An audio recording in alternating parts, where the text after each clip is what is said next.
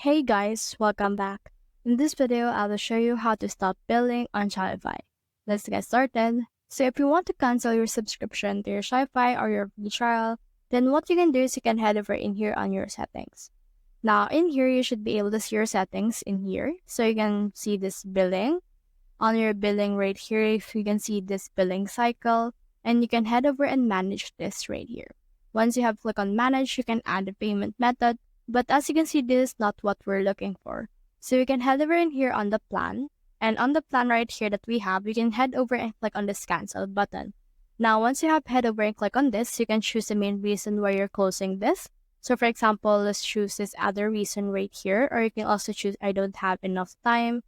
And then as I said, they will have in here a follow-up question, but it's only optional. Now, once you have done that, head over and click on this continue right here. And once you have done that, this will officially close your Shopify store and you won't be able to use it anymore because you have canceled your trial or your plan.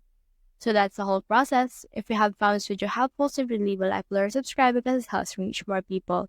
See you soon.